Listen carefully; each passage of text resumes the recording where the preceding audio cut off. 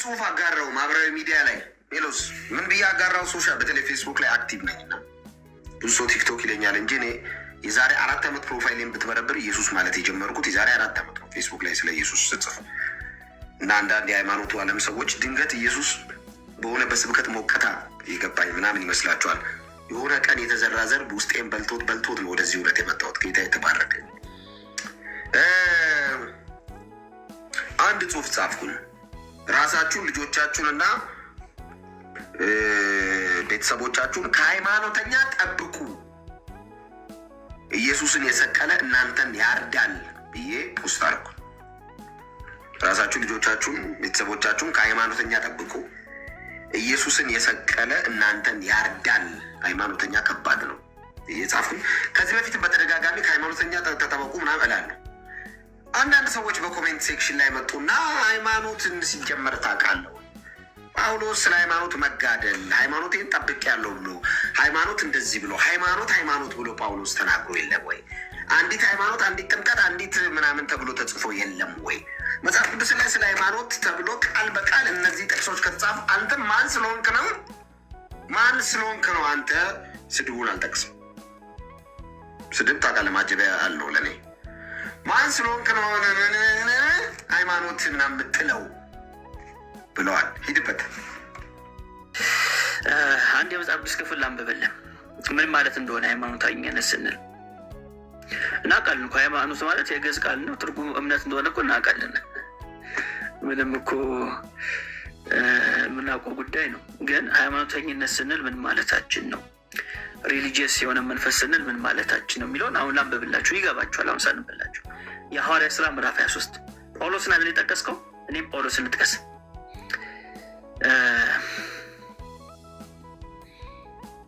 እሺ ምዕራፍ 23 ቁጥር 11 ላይ ጀምሮ ያለውን አንብብልን። በሁለተኛውም ሌሊት ጌታ ባጠገቡ ቆሞ ጳውሎስ ወይ በኢየሩሳሌም ስለ እኔ እንደመሰከርክ እንዲሁም በሮሜም ትመሰክርልኝ ዘንድ ይገባሃልና አይዞህ አለው። ተመልከት፣ የሚናገረው ማን ነው? ጌታ ነው። ስለ እኔ እንደመሰከርክ እንዲሁም በሮሜም ትመሰክርልኝ ዘንድ ይገባሃልና አይዞህ አለው። እሺ ከዛ ቁጥር 12 ላይ በጠባም ጊዜ አይሁድ ጳውሎስን እስኪገድሉ ድረስ እንዳይበሉና እንዳይጠጡ በመሐላ ተስማሙ። ይህም ሴራ ያደረጉት ሰዎች ከ40 ይበዙ ነበር። እነርሱም ወደ ካህናት አለቆችና ወደ ሽማግሌዎች መጥተው ጳውሎስን እስክንገድል ድረስ ምንም እንዳንቀምስ ተረጋግመን ተማምለናል አሉ። ሃይማኖተኝነት ማለት ይሄ ነው። ተመልከቱ። አሁን ጳውሎስ ጌታ መጥቶ ስለ እኔ ትመሰክርልኛለህ፣ በኢየሩሳሌም እንዳረከው በሮሜም ትመሰክርልኝ አለው። መንፈሳዊነት ማለት ይሄ ነው። ሃይማኖተኝነት ማለት ስንል ተመልከት፣ እነዚህ ሰዎች አይሁዳውያን ናቸው፣ ህግን የሚያከብሩ ሰዎች ናቸው፣ ፈሪሳውያን ናቸው። በቃ ያለኛ ህጉን የሚተረኩም የለም የሚሉ ናቸው። ግን ምንድን ያደረጉት? አይሁድ ጳውሎስን እስኪገድሉት ድረስ እንደ ጾም ያዙ። በነገራችን ላይ ጾም ጸሎት ያዙ። እንዳይበሉና እንዳይጠጡ በመሐላ ተስማሙ። አዩ አይደል? ሃይማኖተኝነት ይሄ ማለት ነው። ሰውን ለመግደል ጾም ትይዛለህ። ሰውን ለመግደል መሐላ ትገባ። ይሄኔ እኮ ያህዌ ምናምን ብሏል። የኔ ተማምሏል። ጌታ በሚያውቀው ጳውሎስን ካልገደል አንበላም ብለዋል። ጾም ጸሎት ይዟል። እንደዚህ ነው ያደረጉት። ተስማሙ። ከዛ ቁጥር 13 ላይ እንደዚህ ላይ ይህንንም ሴራ ያደረጉት ሰዎች ከ40 ይበዙ ነበር። አዩ አይደል? ጉባኤ መስርቷል። ሲኖዶስ መስርቷል። ሲኖዶስ ማለት ስብስብ ማለት ነው። ጉባኤ መስርቷል። ምን ለማድረግ? ጳውሎስን ለመግደል። 40 ሰዎች ናቸው። ከዛስ እነርሱም ወደ ካህናት አለቆችና የሃይማኖት ሰዎች ወደ ሽማግሌዎችን መጥቶ ጳውሎስን እስክንገድል ድረስ ምንም እንዳንቀምስ ተረጋግመን ተማምለናል አሉ። እንግዲህ አሁን እናንተ ከሸንጎ ጋር ሆናችሁ ስለ እርሱ አጥብቃችሁ እንድትመረምሩ መስላችሁ ወደ እናንተ እንዲያወርዶ ለሻለቃው አመልክቱት፣ እኛም ሳይቀርብ እንድንገድለው የተዘጋጀን ነን አሏቸው። ስለዚህ የተመካከሩት ከማን ጋር ነው? ከካህናቶች ጋር ነው፣ ከሽማግሌዎች ጋር ነው። ሃይማኖተኝነት ማለት ይሄ ነው። ለመግደል ነው፣ ወደኋላ የለም ሃይማኖተኛ። ለዛ እኮ ነው ሲናገር መጽሐፍ ምንድን ነው የሚለው? እናንተን የሚገድሉ ጌታ ራሱ የተናገር እናንተ የሚገድሏችሁ እግዚአብሔር የሚያገለግሉ ይመስላችኋል ያለ።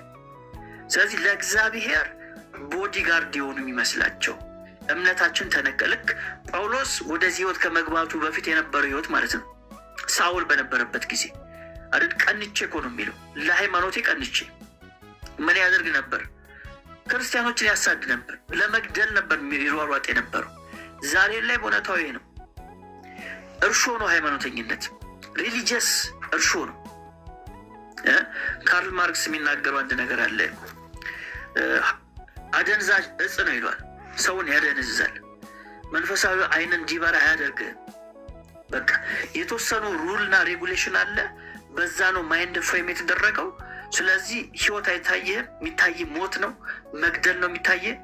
አንተ እኮ ትራራለህ ማለት ሰው አንተ የምታምነውን ነገር እውነት ከሆነ የእውነት ነው ብለህ ከተቀበልክ፣ አሁን ለምሳሌ ስለ ጌታ ስለ ኢየሱስ ክርስቶስ ሰዎች የተለያየ ነገር ይናገራሉ። ክርስቲያን ያልሆኑ የተለያየ ጽሑፍ ይጽፋሉ፣ ፊልም ይሰራሉ፣ ያላግጣሉ፣ ይሰድባሉ አይደል? ኢየሱስን በተመለከተ ግን እንግደላችሁ አንልም፣ መታረድ አለባችሁ አንልም። ለምን ከተባለ በሁለት ምክንያት። አንደኛ ለእነሱ ምላሽ የምንሰጠው እኛ አይደለንም። በቀል የኔ ነው ብሏል በአዲስ ኪዳን፣ ብድራቱን ይመልሳለሁ ብሏል ዕብራውያን ላይ። ስለዚህ ለእሱ እንተውለታለን። ሁለተኛው ነገር ደግሞ እናዝንላችኋለን እኛ አይደል? ይህን ጌታ እኮ ስላላወቁ ነው፣ በጨለማ ስለሆኑ ነው። ወንጌል መስራት አለብን ነው የምንለው እኛ። ይታረዱ፣ ይቆረጡ፣ ይሙቱ አንልም። እነሱ ጋርስ ሃይማኖተኛው ዓለም ላይስ እምነቴን ተዳፍሯል። ይህ ውርጋጥ ማን ነው? ባለፈው እንዳሉ ሲኖዶስ ላይ ይህ ውርጋጥ ማን ነው ከሆነ ያሉት፣ በጣም ቃላታቸው ራሱ ይህ ውርጋጥ ማን ነው ያሉ። እንዴት ነው ከኛ ጋር እንደዚህ የሚለካከው? ልክ ልኩን ነው የምናሳየው። አንገት ለአንገት ተያይዘን እንወድቃለን። የሃይማኖት አባቶች የተባሉት፣ ካህናቶች የተባሉት፣ ጳጳሳት የተባሉት፣ በነ ጴጥሮስ ወንበር ላይ ተቀምጠናል የሚሉት፣ በነ ጳውሎስ ወንበር ላይ ተቀምጠናል የሚሉት፣ ጳውሎስ ሲመታ ዝም ያለው እና በሱ ወንበር ላይ ተቀምጠናል የሚሉት አንገት ለአንገት ተያይዘን እንወድቃለናል። አየህ ልዩነታችን። ይህ የሚያሳየው ምንድን ነው? የጠጣነው መንፈስ የተለያየ መሆኑ ነው። እኛ የጠጣነው ቅዱሱን መንፈስ ነው። አንድ ያደረገን ስፒሪቱ ስለሆነ ቅድም አንተ የጠቀስከው አንድ ሃይማኖት ከሚለው ጋር እኮ ተገናኝቶ አንድ መንፈስ ይላል አይደል? ሁላችንም ያን አንዱን መንፈስ ጠጥተናልና ይላል። አንዱን መንፈስ ምን ብለናል? ጠጥተናል። ያ አንዱ መንፈስ መንፈስ ቅዱስ ከሆነ መንፈስ ቅዱስ ደግሞ ይገደል አይልም፣ ግደሉ አይልም። ወደ እውነት የሚመራ ነው፣ ወደ ቅድስና የሚመራ ነው። ስለዚህ ልዩነታችን ይሄ ነው። ሃይማኖተኝነት ስንል እርሾ ነው፣ የፈሪሳዊ እርሾ። ኢየሱስን የሰቀለው እኮ ጫት ቤት ያለ ሰው አይደለም። ኢየሱስን የሰቀለ እኮ ሺሻ ቤት ያለ ሰው አይደለም። ኢየሱስን እኮ እንዲሰቀል ያደረጉት ይቅርታ የሃይማኖቱ ሰው ነው። ፈሪሳውያን ናቸው። ፈሪሳዊ እኮ ማለት በሕጉ የሚሄድ ማለት ነው አይደል? ሕጉን እናደርጋለን፣ ጥንቅቅ አድርገን እኛ ነን የምንፈጽመው፣ ምን ጸልየው 2 ቀን በሳምንት እንጾማለን እኮ የሚሉ ሰዎች ናቸው ኢየሱስ ይገደል ያሉት። አየህ፣ የኢየሱስ የመጀመሪያው ጠላት የሃይማኖቱ ዓለም ነው። ዛሬም የኢየሱስ ጠላት ጫት ቤት ያለው አይደለም። ጫት ቤትማ ያለው ይፈራዋል እንደው አይደል? ይፈራል እንደው። የሃይማኖቱ ዓለም ነው ዛሬም የኢየሱስ ጠላት። ጳውሎስ እኮ ስለ ሕግ ብትጠይቁኝ ያለ ነቀፋ ነበርኩ ነው ያለው። ግን ሰይፍ ይዞ ግን ክርስቲያኖችን ያሳድዳል። ግን ምንድን ነው የሚለው? ስለ ሕግ ብትጠይቁኝ ያለ ነቀፋ ነበርኩኝ ይላል። አየህ፣ በሃይማኖት ውስጥ መጣበት ደግሞ ሰይፍ ያነሳል ማለት ነው። ልክ ክርስቶስን ካገኘው በኋላ ግን ሲታሰር ታየዋለህ። ሰይፍ ያነሳ እጁ ለሰንሰለት እጁን ይሰጣል። አየህ፣ በነገስታቶች ፊት ቆሞ ኢየሱስን ይሰብካል። አየህ፣ መንፈስ ማለት ነው። ዛሬም ላይ ጳውሎስ የጠጣውን መንፈስ ነው እኛም የጠጣ ነው። በዚህ እርግጠኞች ነን። በዚህ በጣም እርግጠኞች ነን። በጣም እርግጠኞች ነን። እና ክርስቲያን የመሆናችን ጸባይ ይሄ ነው። የሃይማኖተኛው ዓለም ደግሞ አሁን ኮሜንት ላይ እንደምናየው እኮ ነው። የሚሰድበን ማን ነው ከተባለ ይታወቃል ማን እንደሚሰድበን አይደል? መልሰን አንሰድባቸው፣ እግዚአብሔር ይባርካችሁ ነው የምንለው። ለምን ከተባለ በጨለማው ግዛት ስር ስላላችሁ፣ ሰው በጤነኛ አእምሮ እንደዚህ ስለማይል፣ ጨለማው ዓለም ካልያዛችሁ በስተቀር ውስጣዊ አይኖቻችሁን እሱ ካልያዘው በስተቀር እነዚህ አይነት በጣም አሰቃቂ የሆኑ ስድቦችን አትሰድቡንም። ስለዚህ ጌታ ምሕረት እንዲያደርግላችሁ እንጸልያለን ማለት ነው።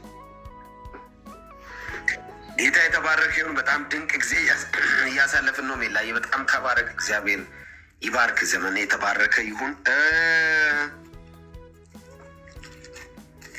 አንድ ጥያቄ ማንሳት ፈልጌ ነው። ኮመን ወቅታዊም ስለሆነ ጥያቄ ሳይሆን ሀሳብ እንድትሰጥ ሜላ፣ ምንድን ነው እቺ ምድር በተለይ ኢትዮጵያ የምትባል ምድር ሀሳብ እንድትሰጥ ነው። መጽሐፍ ቅዱሳዊንም እውነት ደገፍ እንድታደርገው ጭምር ስለምፈልግ ምንድን ነው ከኢየሱስ ጋር እንደዚህ አይነት ጸብ ውስጥ የገባችው እቺ ምድር? በተለይ ይሄ ፕላትፎርም ከመጣ በኋላ የተደበቁ ኢየሱስ ጠል የሆኑ በሃይማኖቱ ዓለም ያሉ አስተሳሰቦችን እያየን ለማስታወስ ያክል አሁን በፊልሙ ዓለም ላይ ረዥም ጊዜ የቆየች አንድ እህታችን ዝም ብላ በሰላም ትኖር ነበረ ከዚህ ህዝብ ጋር ሳትነካካ በፊልሙ በሌላውም ኢንዱስትሪ ምናምን። ልክ ኢየሱስ ስትል ግን አይታ ማታውቀውን ስድብ፣ ከልጅነቷ ጀምሮ ተሰድባ ማታውቀውን ስድብ ጠገበች እስከ ዶቃ ማሰሪያዋ ድረስ። ከማን? ከሃይማኖተኛው። አብዛኛው ፕሮፋይል ቅዱሳን ጻድቃን ምናምን የሚባሉ ስዕሎችን ፕሮፋይል ካረገው የሃይማኖት ጠበቃ ነኝ ከሚለው ከዚህ ዘመን ግብዝ ሃይማኖተኛ የስድብ ማዕት አስተናገደች። ሌሎችም ይህ ስም ሲነሳ እሱ እውነቱን ለመናገር እንኳን ተሰደበች፣ ክብሯ ነው፣ ለእሷ ክብሯ ነው። ለኢየሱስ ለዚህ ስም መሰደብ፣ መረገም፣ መገለል ችግር የለው፣ ክብሯ ነው። እንኳን ደስ አለሽ፣ ዌልካም ቱ ትራክ ብያታለሁ ትላንትና ምራሱ ወደዚህ ትራክ ስለመጣ። ግን ምንድነው ኢየሱስ ጠል መንፈስ አልታዘብክም? እኔ ብቻ ነኝ?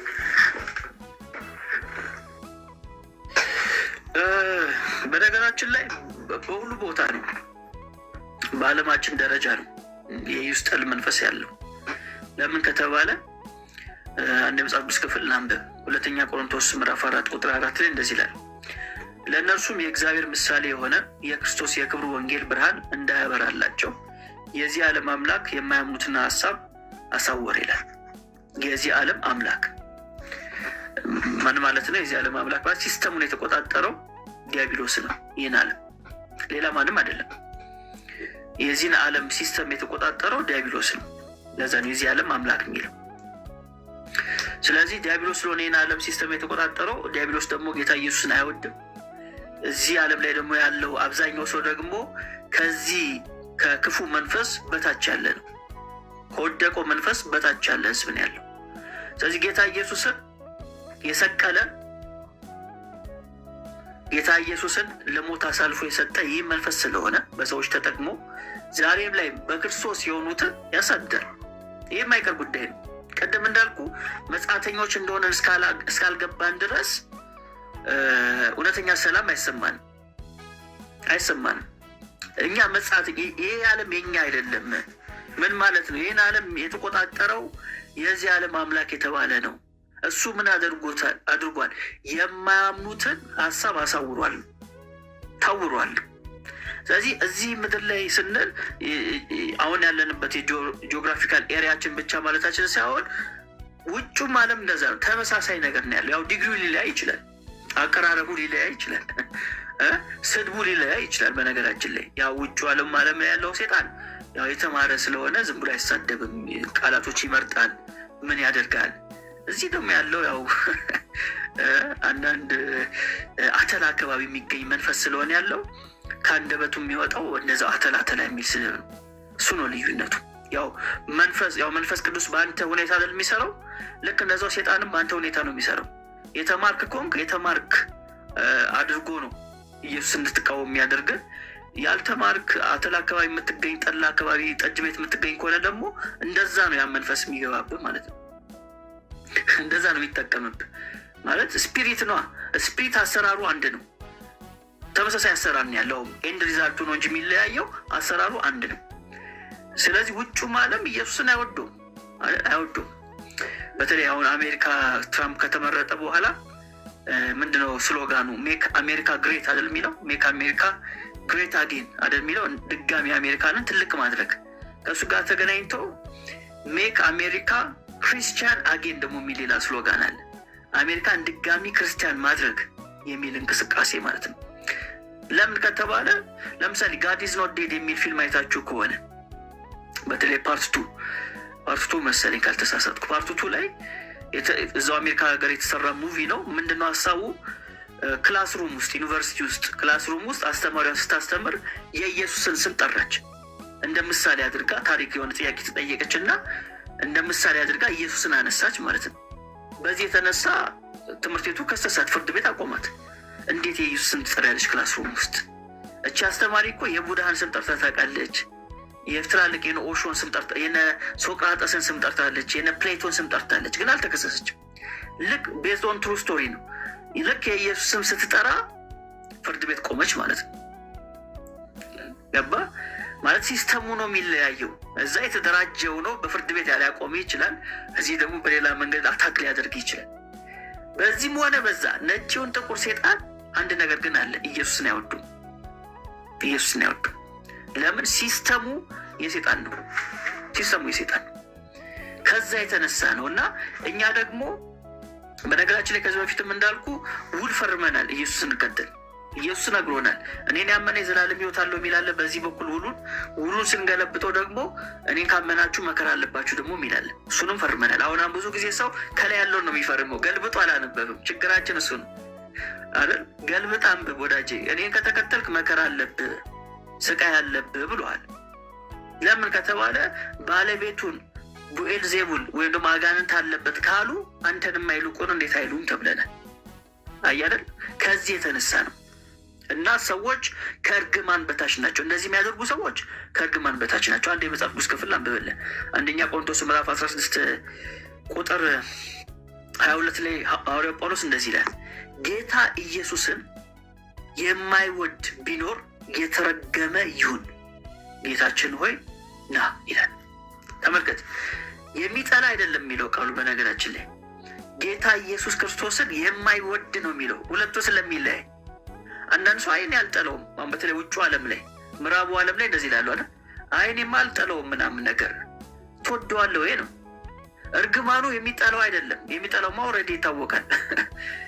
ካልወደድከው የተረገመ ይሁን ተብሏል። ስለዚህ ምንድን ነው? አልጠለውም ብቻ አይደለም፣ ትወደዋለህ ወይ ነው ጉዳዩ። ትወደዋለህ ወይ? ስለዚህ ማትወደው ከሆነ የተረገመ ይሁን ካለ በኋላ ጌታችን ሆይ ና ነው ያለው። ለምን? እቺ ምድር የኛ አይደለችም። እቺ ምድር ላይ ያለ ህዝብ የተረገመ ህዝብ ነው። ጌታ ኢየሱስን የማይወድ ህዝብ ነው። ስለዚህ ለእኛ አማኞች ምንድን ነው የሚሻለን? አንተን አለን ና ነው የምንለው እኛ። እና በተለይ አዲስ ክርስቲያኖች፣ አዲስ ጌታን የተቀበላችሁ ካላችሁ እንዳደነግጡ፣ ስትሰደቡ ደስ ይበላችሁ። መንፈሱ በጥፍ ነው እናንተ ላይ የሚሰራው የጌታ መንፈስ አይደል? ሲሰድቧችሁ፣ በኢየሱስ ምክንያት የተለያየ ስም ሲሰጧችሁ፣ ታርጋ ሲሰጧችሁ እናውቃለን እኮ። በዘመናችንም አይተናል። ሰዎች ጌታን ስለሚከተሉ ብቻ ወይም ጴንጤ ናቸው ተብሎ የቤት ኪራይ ከቤት ሲባረሩ አይተናል። ከሀገር ሲባረሩ አይተናል። የምናውቃቸው የቅርብ ወዳጆቻችን የሆነ ሀገር ሂደው እናቶቻቸውን እንዳይቀብሩ ሆነዋል። አባቶቻቸውን እንዳይቀብሩ ሆነዋል። ለምን? ምን ስላደረጉ? ስንት ሙሰኛ በሚኖርበት ሀገር ላይ፣ ስንት ቀማኛ በሚኖርባት ሀገር ላይ፣ ስንት ነፍሰ ገዳይ እንደ ልቡ በሚንቀሳቀስበት ሀገር ላይ እነዚህ ሰዎች ምንም ሙስና ሳይሰሩ፣ የማንንም ሚስት ሳይደፍሩ፣ የማንንም አባት ሳይገድሉ እናቶቻቸውን፣ አባቶቻቸውን፣ ልጆቻቸውን እንዳይቀብሩ የተደረጉት ለምንድን ነው? የኢየሱስ ስም ስለጠሩ ነው። ወንጀል ተገኝቶባቸው አይደለም እኮ እነዚህ ሰዎች አይደል? ይሄ ታሪክ አይደለም የምነግራችሁ። በቅርብ ያሉ ወንድሞች፣ ለምስክርነት ልናስገባቸው የምንችላቸው ወንድሞች፣ እናንተ የምታውቋቸው ወንድሞች፣ ሁሉንም ነገር ስለማንናገር ነው ወተን ሚዲያ ላይ እንጂ የምናውቃቸው አሉ እኮ። ልጆቻቸውን ያልቀበሩ አሉ፣ ቤተሰቦቻቸውን ያልቀበሩ አሉ። እናቱ አሁንም ታማበት ሂዶ ማሳከም ያልቻለ ጓደኛ ወንድም አለኝ። ያው ለምን ከተባለ በቃ መግባት ስለማይችል፣ እዛች ሀገር ውስጥ መግባት ስለማይችል፣ እዛ ክልል ውስጥ መግባት ስለማይችል እንደዚህ አይነት ወንድሞች አሁንም ስቲል አሉ፣ እዚህ ላይቭ ላይ ወጥቶ የማያገለግሉ እና ለምንድን ነው እንደዚህ የሆነው ከተባለ ምንም መጥፎ ነገር አድርጎ አይደለም፣ ፖለቲከኞችም ሆኖ አይደለም። አሁንም አንዳንድ ሰው ዘመኑ ያናንተ ነው ይላል። ያው ጠቅላይ ሚኒስትሩ ክርስቲያን ስለሆኑ ዘመኑ የእናንተ ነው ይለናል። ግን እንደሱ አይደለም እኮ። እንደዛማ ቢሆን ያው ሂዶ ወዳጄ የወንድሜ ሂዶ እናቱን ያስታምም ነበር። አይደለም፣ እንደዚህ አይደለም። አሁንም ብዙ መከራዎች የሚደርሱት ማን ላይ ነው? ክርስቲያኑ ላይ ነው። ግን አንድ ነገር እናውቃለን። ምንድን ነው የምናውቀው? ክርስቲያን መብቱን ትቷል። ለዛ ነው እኮ መብቱን ትቷል አይደል? መብት የለውም አላልኩም። መብቱን ግን ትቷል። መብቱን ለጌታ ብሎ ትቷል። ንቆታል። በቃ መብቱን። ለምን ከተባለ ዴሪዝ ኖ አይን ዘቲም ይባላል አይደል? ዴሪዝ ኖ አይን ክርስቲያኒቲ እኔ የሚባል ነገር የለም ክርስትና ውስጥ። ክርስቶስ ነው ያለው። ስለዚህ እየተገባን ፍርድ ቤት ሄዶ መክሰስ እየተቻለ ብዙ ነገሮቻችንን ትተናል። ሞኞቹ ነን አይደለም፣ መንፈሳዊያኑ ነን ነው። የእኛን ጉዳይ ለጌታ ትተን ነው። በዛውም ደግሞ ብልጦችም ነን ነው። በነገራችን ላይ እኛ ከምንበቀል ጌታ ቢበቀል የበለጠ አንጀታችንን ያርሰናል ብለንም ነው በሌላ አገላለጥ አለ። እነዛም ብለን ነው በሌላ አገላለጥ እና ብቻ ሁሉን ካወሩት እንደሚባለው ልተው።